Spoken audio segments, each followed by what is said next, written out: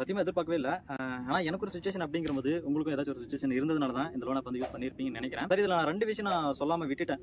ஏன்னா ஆல்ரெடி சொன்ன மாதிரி இதெல்லாம் யார் யூஸ் பண்ண போகிறாங்க அப்படின்னு சொல்லிட்டு அந்த ஃபுல் வீடியோ, ஐ மீன் ஒரு 3 மினிட் வீடியோ தான். அதை போட்டதே வந்து பார்த்தீங்கன்னா ஒரு அரங்கேற்பா தான் போட்டேன்.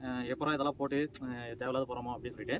பட் அதில் கமெண்ட்ஸ் எல்லாம் வரும்போது தான் தெரிஞ்சது நம்ம மெயினான விஷயமே சொல்லாத விட்டுட்டோமோ அப்படின்னு சொல்லிட்டு. ஸோ 2 விஷயம் தான். ஒன்று, அதில் நீங்கள் லோன் எடுத்ததுக்கு அப்புறமா பே பண்ண போகும்போது டிஃபால்ட்டாக எனக்கு ரீலோன் வேணும் அப்படின்னு சொல்லிட்டு கிளிக் பண்ணி வச்சிருப்பாங்க.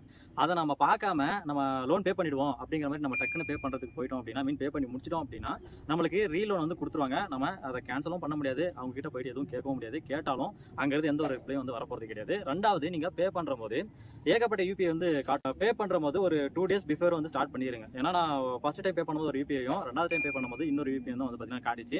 பட் 2வது டைமே வந்து எனக்கு அந்த பேமெண்ட் வந்து பார்த்தீங்கன்னா சக்ஸஸ்ஃபுல்லாக பே பண்ண முடிஞ்சது. ஒரு உங்களால் பே பண்ண முடியல அப்படின்னா அவங்க நம்மளுடைய சிபில் ஸ்கோர் மேலே கண்டிப்பாக கை வைக்கிறதுக்கான நிறைய சான்சஸ் வந்து இருக்கும். அதனால தான், மற்றபடி பெருசாக எதுவும் இல்லை. ஏதாச்சும் டவுட் இருந்ததுன்னா மறக்காம கமெண்ட் செக்ஷன்ல லீவ் பண்ணுங்க. தேங்க்ஸ் ஃபார் வாட்சிங்.